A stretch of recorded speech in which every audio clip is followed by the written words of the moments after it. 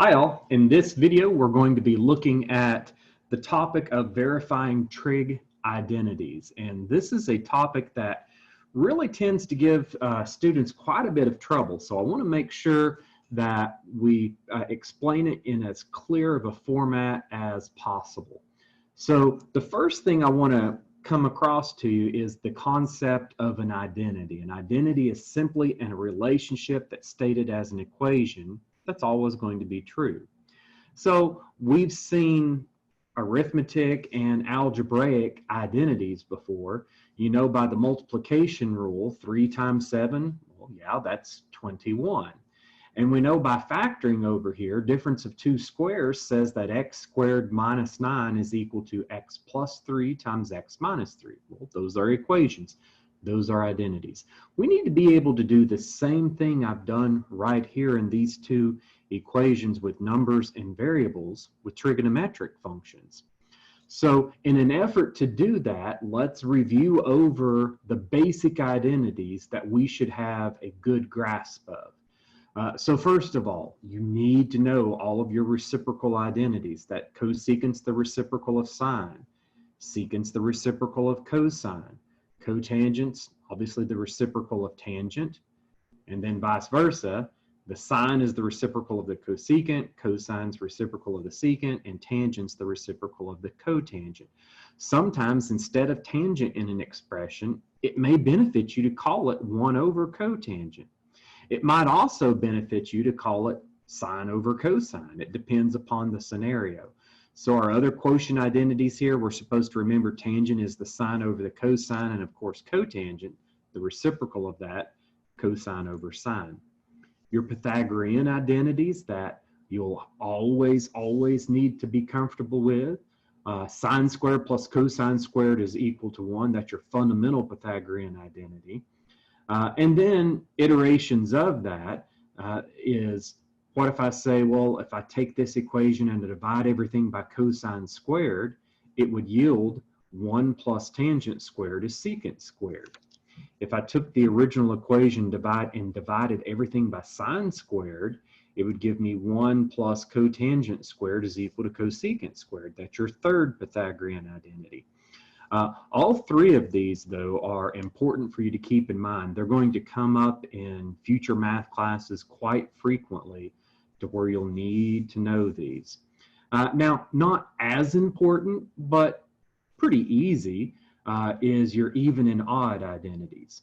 I would like you to remember that the cosine and secant functions are even functions. So the cosine of a negative angle, same thing as the cosine of an angle. The secant of a negative angle is the same thing as the secant of an angle. You can think of that if you think in terms of the unit circle. You could just think with the angle pi over 4. The cosine of pi over 4 is the x component midway through the quadrant 1. You say, well, that's going to be the square root of 2 over 2. Well, what if you did the cosine of negative pi over 4? That's the x component midway through quadrant 4. And yet again, the x value has to move over to the positive square root of 2 over 2. So you say, yeah, okay, I can change the sign of the angle. It doesn't affect the cosine function. However, with the sine function, again, if you think in terms of the unit circle, like the sine of pi over 4 and the sine of negative pi over 4, you say, well, the sine of pi over 4 would be this positive square root of 2 over 2. The sine of negative pi over 4 would be the negative square root of 2 over 2. So the sine of a negative angle is the negative of the sine of the positive angle. Same thing for cosecant, tangent, and cotangent. They're all odd functions. They're symmetric with respect to the y-axis. Sorry, that's even functions. I apologize. They're symmetric with respect to the origin.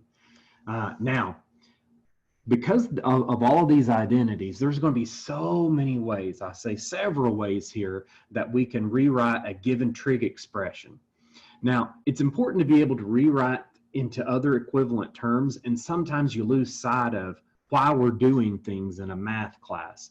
But I promise you, quite often in the future, whenever you're trying to work a much more difficult problem than just a simple trig problem, we're trying to integrate or something, you have a trigonometric function in there, If you're not able to rewrite that in terms of other trig functions or to simplify it in some other way, you may not be able to do the problem at all. So the trigonometry becomes critical in doing some problems later on.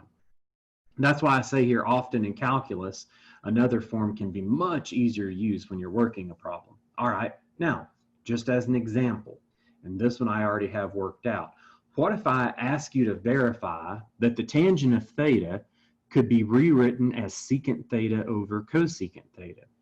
At first, it doesn't seem like it's an apparent, or identity that we should know. And it's not anything that you should have memorized, but it's true. If you wanted to convince yourself that it's true, what you're supposed to do is you're supposed to pick a side of the equation. I'll pick the left-hand side, tangent theta. And I need to show that it's equal to secant over cosecant. Well, I go up and I use my identities over here. I know tangent is the ratio of sine over cosine, so I did that. And now, what do I know about the sine function? Well, the sine function is the reciprocal of cosecant. What do I know about the cosine? It's the reciprocal of secant. So that's all I've done here in this step. Sine is the reciprocal of cosecant. Cosine is the reciprocal of secant. Now, I knew that that would lead me in a direction that I wanted to go because this answers in terms of secant and cosecant. Now, I know that if I divide by a fraction, then I multiply by the reciprocal of that fraction. So this is going to be 1 over cosecant times secant theta over 1. That's going to simplify to just be secant over cosecant.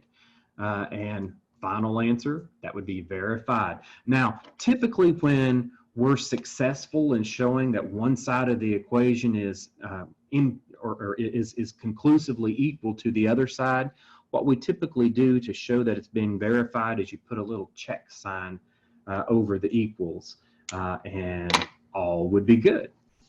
Now, up next here,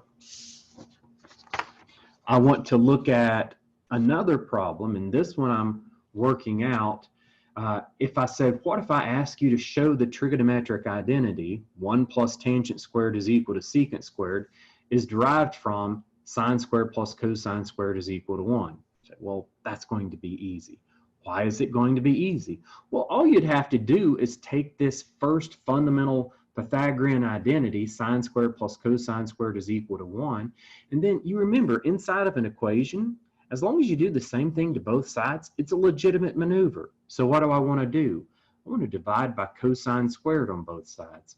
I divide the left-hand terms by cosine squared. I divide the right-hand term by cosine squared, and your work is done. Sine squared over cosine squared is tangent squared. Plus cosine squared over cosine squared is 1. And then 1 over cosine squared, by definition, is secant squared. That's precisely what we needed to prove. Of course, order of addition is irrelevant. Tangent squared plus 1 is the same thing as 1 plus tangent squared. So we have verified at that step. Now, I was verifying a whole equation. This identity is equal to this identity here. Typically, what we're doing whenever we work problems in this section or in any verification is we're going to try to show that the left-hand side of the equal sign is equal to the right-hand side of the equal sign. That's usually the main technique that we need to do. Now, in an effort to do that, I've put the techniques that you'll do, or the tools that you'll do or use in order to be able to show that the left-hand side is equal to the right. I say algebra, you will use a combination of factoring, foiling, and this is really redundant. The distributive property is foiling. And then oftentimes you'll have to find common denominators if you have separate trigonometric fractions on one side. And then I put etc. just because there could be some other algebraic techniques. Trigonometry, you're going to have to know and use all those basic identities from the previous page. And be able to use them in clever ways that help get you what you need. And that leads to step 3, those clever ways I was talking about, the ingenuity. You just got to be a little creative. And the more you work problems, the better you're going to get at what needs to be done most of the time. But this is not a this is not a methodology that a lot of students catch on to just, first thing. It takes them a while, And then after they see a few problems, they're like, oh, okay, I get that. But it's not your rote, okay, what do I do in this step? I'm going to subtract 5 on each side. What do I do after that? Divide by 3. You don't have a list of things that you always do in each case. So let me show that in these problems. If I ask you to verify that the sine of theta times the cotangent of theta is equal to the cosine of theta, I try to put out to the side of the problems what you should be thinking as we're doing each one. So I say in this one of the best strategies on verifying identities is to first getting everything written in terms of sines and cosines. Now, I have to pick a side. I picked the left-hand side. I saw the right-hand side was already in terms of cosine. So immediately I just said, I know I'm going to need to get the left-hand side in terms of sines and cosines as well. Well, we know that the cotangent of theta is the cosine of theta divided by the sine of theta. And then I know sine theta and the division of sine theta would cancel each other out, which would just leave me with a cosine of theta, which is precisely what we were trying to show. And so you say, well, that's kind of anticlimactic. That's too quick. I agree. Let's look at one that's a little more difficult. Number 4 here. It's asking us to verify 1 minus the cosine over the secant, and we're supposed to verify that that's equal to sine squared. Okay, so if I'm thinking about that, I pick a side, I'll pick the left-hand side. 1 minus cosine over secant. Just like the last one, I'm going to put everything into terms of sines and cosines. I know that denominator of secant is the reciprocal of cosine, so I can write it as 1 over cosine here. But now I know if I'm dividing by 1 over cosine in that term, then that's really cosine theta times cosine theta over 1. So I get 1 minus cosine squared theta. Now, at this point, I've already recognized, hey, that's one of my Pythagorean identities. I know that sine squared plus cosine squared is 1, so 1 minus sine squared is cosine squared, and 1 minus cosine squared would leave me sine squared. That's just an algebraic alternative of the sine squared plus cosine squared is 1. You could have went ahead and said that this is equal to sine squared theta right here. But I tried to show another step and say, well, 1 is equal to sine squared theta plus cosine squared theta. Then I'm subtracting cosine squared theta. Well, I know here that this cosine squared theta and this cosine squared theta would cancel, which leaves me sine squared. Is that what we were supposed to be left with? Absolutely. And at that point, you say, verified. Another one.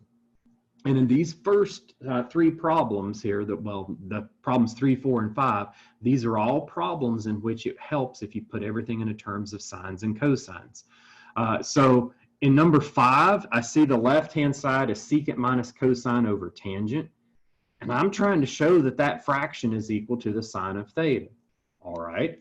So I know secant is 1 over cosine. And I have minus cosine over my denominator of sine over cosine. One of the things that you're typically going to have to do in these problems is to simplify complex fractions where you have fractions in a fraction. So I know I don't want to keep these fractions in this fraction, and both of them have a denominator of cosine theta. So it makes sense to multiply by cosine theta in the numerator and denominator. And remember, whenever you're multiplying, you have to multiply by an understood 1. Otherwise, you're changing the value of your expression. So please don't just say, hey, I'm multiplying by cosine theta here. No, you're multiplying by cosine theta divided by cosine theta. Now, this cosine theta does distribute to both terms in the numerator. When it does that, you'll get 1 minus cosine squared theta. This cosine of theta multiplies the denominator, and when it does, the denominator inside the denominator cancels out, and you'll just have sine of theta. So then we can say, well, we're supposed to show that the final answer is sine theta. We have 1 minus cosine squared over sine. We already know from the previous problem, 1 minus cosine squared, well, that's just a Pythagorean identity. It's equal to sine squared. So I can say 1 minus cosine squared is sine squared theta by the Pythagorean identity. Divide that by the denominator, and you get your sine theta. And you're thinking, hey, these problems aren't bad. This is kind of gorgeous. It really is. Up next here, for number 6, I'm looking at a problem in where I have sine x minus the sine x times cosine squared x is equal to cosine cubed x. Now, the moral of the story in this problem is I'm trying to get you to see that you're going to have problems that you're trying to verify that sometimes you're going to need to factor in order to do the verification. So if I chose the left-hand side in this problem and I have the sine minus sine times the cosine squared x, well, the way that you should know you needed to factor is you have 2 terms on the left-hand side. You have 1 term on the right-hand side. How do you get 2 terms to become 1? Well, you factor it. So I notice that there's a common factor of sine x in the first and second term. I factor that out. When I factor out the sine of x, I'll be left with 1 minus cosine squared. Yet again, we already know 1 minus cosine squared is sine squared. Sine squared times sine x is going to be sine cubed x, and that's a verification. Now, hypothetically, and please don't think you have to work these problems from left to right and right to left. You have to pick one side and show that it's equal to the other. But so far, I've always picked the left-hand side. It's no big deal. You can choose either side. Usually, I choose the side that's more complicated. So this side looked more complicated than that. It's easier to take something complicated and make it simple than it is to take something simple and make it complicated in most cases. But let's say, hypothetically, I chose the right-hand side here. Then I could have worked the problem like this. I would have had to say, well, I know that sine cubed x is equal to sine of x, and then I would have broken it down to sine squared x because I have Pythagorean identities that can help with this. And so I'd say sine to the first times sine to the second. Now, sine to the second, or sine squared x, we know is the Pythagorean identity equivalency of 1 minus cosine squared. So then if you distribute that sine through this group, you get sine of x times 1, sine of x times a cosine squared x. That gives you your sine x minus sine x times cosine squared x, which is precisely what the left-hand side was. So at that point, you would have verified it. All right. Similarly, here in the next one, and this one's really quick, I say substituting the identities can often be helpful. And we've had to already substitute identities, but that's really the only thing there is to this problem. Now, you'll notice, or this should remind you of your cosine squared function. We have 3 identities for cosine squared theta. Here's 2 of them, and I'm just trying to show that one is equal to the other. Your 3 identities are cosine squared minus sine squared, 1 minus 2 sine squared, and then 2 cosine squared minus 1. I'm trying to show that cosine squared minus sine squared is equal to 1 minus 2 sine squared. Okay, so I choose the left-hand side. After choosing the left-hand side, I'm now going to use my Pythagorean identity. Sine squared plus cosine squared is 1. So cosine squared is equal to 1 minus sine squared. So I replace cosine squared with its Pythagorean equivalency, and then I'm subtracting another sine squared that was already in the problem. And you said, well, if you subtract this sine squared and you subtract this sine squared, you're going to have 1 minus 2 sine squared, which is precisely the other side. This is a very anticlimactic one. You just plug in your Pythagorean identity and you're done. Similarly, what if I would have said, I want you to choose the right-hand side here? So what if I want to show this side is equal to the left? We should be able to go in either direction. So if I want to start with 1 minus 2 sine squared theta, the only thing I would do is use the Pythagorean identity in a different manner. I'm going to rewrite 1. We already know 1 is cosine squared theta plus sine squared theta.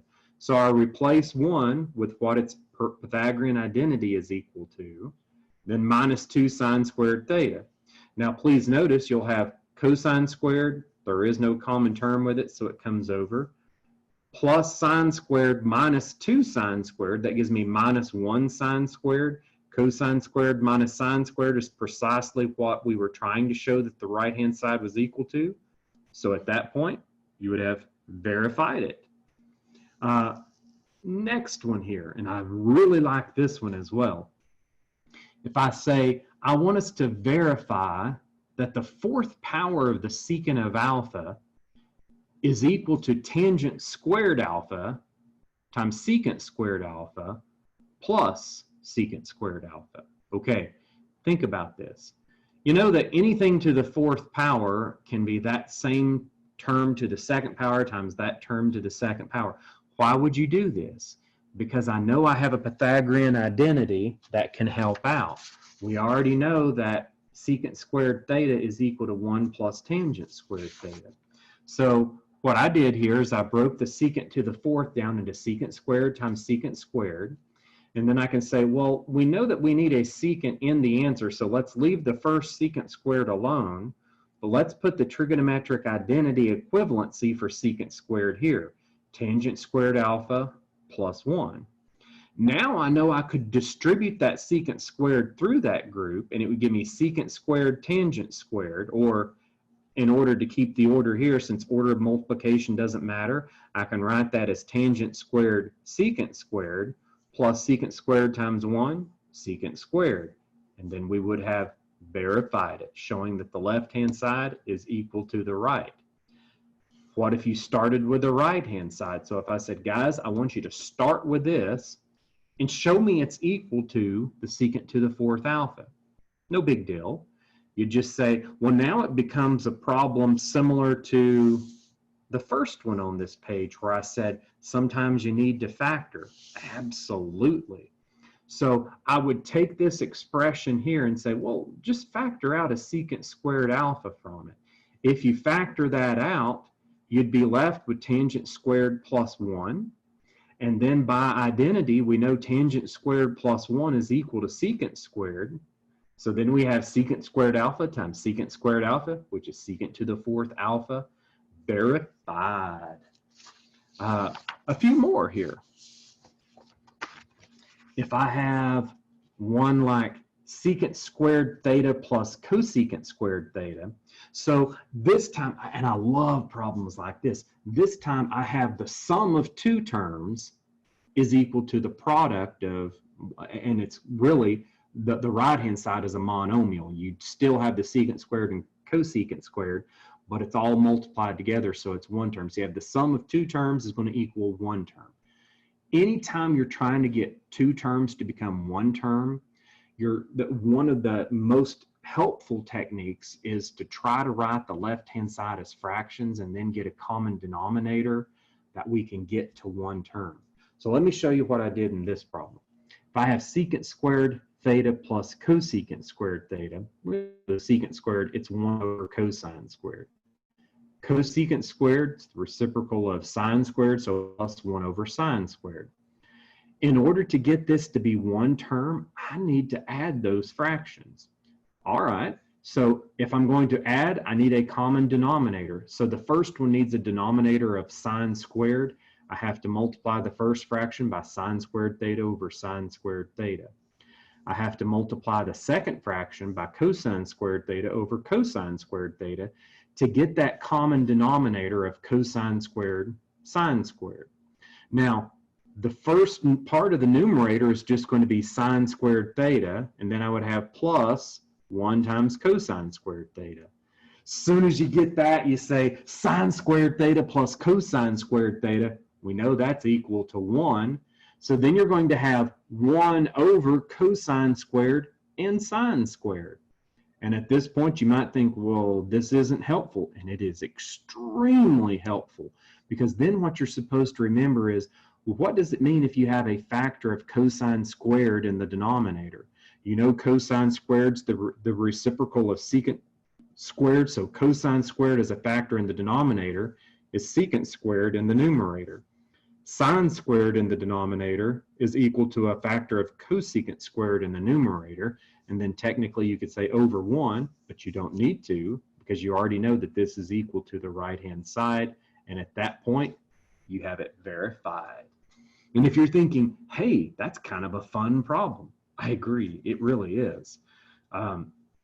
Let's look at this next one. So in this one, I took terms that were not fractional terms initially, forced a fraction, got a common denominator, simplified the numerator, and then once I simplified the numerator, it pretty much worked itself out, because this is just by definition of reciprocal identities. Now, for number 10, I give you a fraction already on the left-hand side, and I ask you to show that that's equal to 1 minus cosine of x. So, as is often the case, I'll take the terms on the left-hand side and get everything into terms of sines and cosines. So this is just showing I'm working with the left-hand side, and then cosecant's 1 over sine, cotangent is cosine over sine. As soon as I see that, I'm thinking, well, it's never going to be beneficial to have fractions inside of the fraction. So I would always multiply by the least common denominator of all denominators within this fractional function. So I say, well, the only denominator is sine. I need to multiply the numerator by sine and the denominator by sine. When I multiply the numerator by sine, I get sine squared x. When I multiply the denominator by sine, the first term is just going to give me a 1. The second term, sines will cancel, and I would get plus cosine. So now I have sine squared x over 1 plus cosine x. And then here's where you should be looking and saying, well, the other side, it's solely in terms of cosine and a 1. So you know you don't want the sine squared here. Instantly I say, well, then let's use our trigonometric identity. Sine squared x plus cosine squared x is 1. So sine squared x is equal to 1 minus cosine squared x. So I replace sine squared x with 1 minus cosine squared x. And then at this point, it may not be evident what to do, because you're like, well, how is that equal to this? And where this is coming in, you might remember one of the techniques I said is factoring. You need to recognize this numerator is a difference of two squares. A squared minus b squared is a plus b times a minus b. So 1 minus cosine squared x is 1 plus cosine x times 1 minus cosine x. The 1 plus cosine x factor cancels with the denominator, leaving us a 1 minus cosine x, and then we have it verified. Gorgeous stuff. Last problem. So you'll see in this problem, it's just my way of showing you that sometimes FOIL is a helpful technique. And obviously in this one, there's really not much else you could do if you're trying to show that the left-hand side of this expression is equal to the right.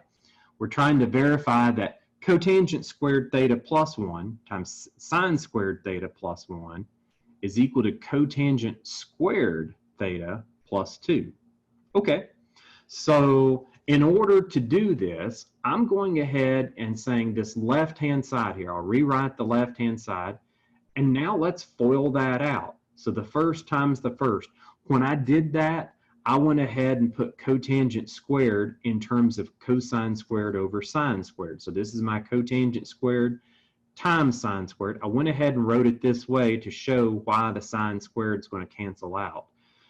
Now, for the next term, I know I'd want a cotangent squared on that right-hand side. So you'll notice, whereas I put it in the cotangent squared in terms of cosine squared over sine squared for the first term, I didn't do that for the next term. And again, that's because I'm looking at the other side and saying, well, I do need a cotangent squared in there. I'll have it. So the first term gave me this. The outer term would be plus cotangent squared theta. Then I would have plus sine squared theta. And then I would have plus 1. Now, I already have cotangent squared plus 1 over here. I need to get another 1. No problem. I know that the sine squareds cancel out here, leaving me cosine squared. And then I just rewrote the rest of my expression. And then I can say, well, all right, the cotangent squared needs to be the first term. Order of addition doesn't matter, so I'll move the cotangent squared there first. And then I know I could group the cosine squared theta and the sine squared theta together by the associative rule of addition. It doesn't matter what two terms you associate together first. So I'll put a group around those, and you probably already know why I'm doing that. Those two are going to be the Pythagorean identity equivalency of 1. So I'll have cotangent squared theta plus 1 plus 1, and I know that that's going to give me cotangent squared theta plus 2, verified. Hopefully you're getting these types of identities and stuff. Again, these are techniques that's going to be extremely important as you move on, particularly like in a Calculus 2 class where we have to integrate.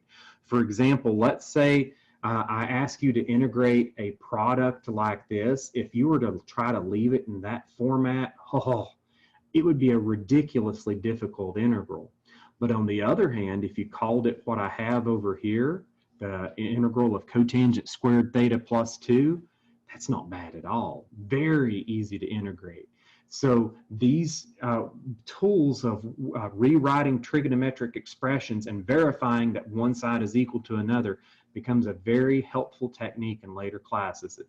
It's a technique you need to be practicing on.